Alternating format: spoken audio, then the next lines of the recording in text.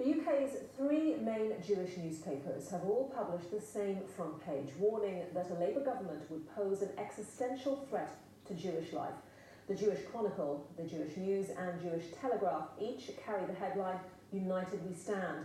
Labour says it poses no threat of any kind whatsoever to Jewish people. Well, we can talk now to Richard Ferrer, the editor of the Jewish News. Thank you very much, Richard, for joining us today. So why has the Telegraph, the Chronicle and the Jewish News decided to come together in this way? What is the impetus?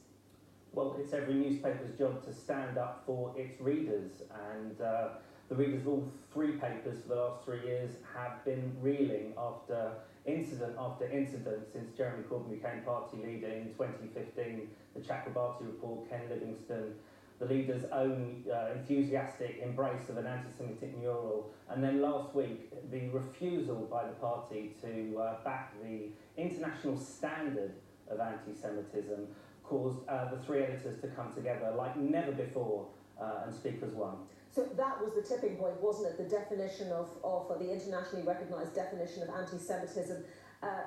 Labour hasn't adopted exactly the same definition. For our viewers, could you explain what the different definitions are? It's the IHRA definition, so 130 councils, the government, the Welsh government, the Scottish government, the countries across the world all adhere to it. Now, the Labour Party have cherry-picked out 4 particular examples, giving them wiggle room to broadly criticise Israel in ways that would not accuse them or their members of being anti-Semitic. So you can, as it says on the front page of all 3 newspapers today, you can accuse a Jew of having dual loyalty with Britain and Israel. You can even compare Israel to the Nazi German state and still not specifically be called up on anti-Semitism charges.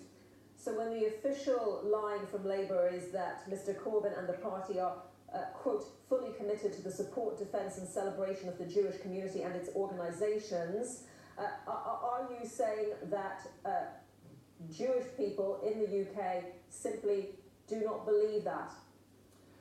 What I'm saying is that Jewish people in the UK have seen what the Labour Party has become. It's a home for the Jewish community, Labour, for decades, if not a century or more. It's been a natural home for the Jewish community to vote for the Labour Party. And what we have seen in the last 3 years is anti-Semites rallying around the Labour Party.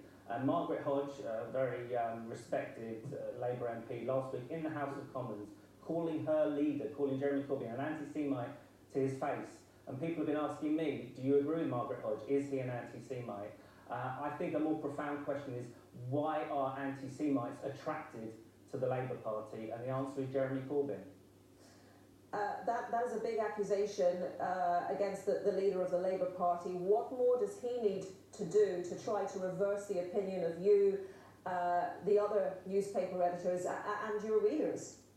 Well, confidence is very low. The Chakrabarty report, which I was privileged to contribute to, ended up being a whitewash. It ended up being, well, we've got a few problems here or there, but nothing to see here. Then, of course, you have the Ken Livingstone issue, where he said that the man who killed 6 million Jews actually supported the Jewish homeland. He was allowed to leave the Labour Party on his own terms. And now, of course, you've got this definition, this international standard, and they're tinkering around the edges, allowing their own members to avoid any trouble. Do you think that there can be change at the party conference in the autumn? Well, we hope. I'd like to think that the Labour Party finally sees sense. I mean, this is a story that's been rumbling on for 3 years. Usually you'd nip it in the bud, we could all move on. But clearly this is an open sore, this is an ongoing cancer in the Labour Party. I don't hold out any hope that in September this thing will finally be finished. But we can always dream, and the Jewish community it's aghast, waiting, holding its breath for September, hoping this sorry tragedy can end. OK, Richard Ferrer, editor of the Jewish News, thank you very much.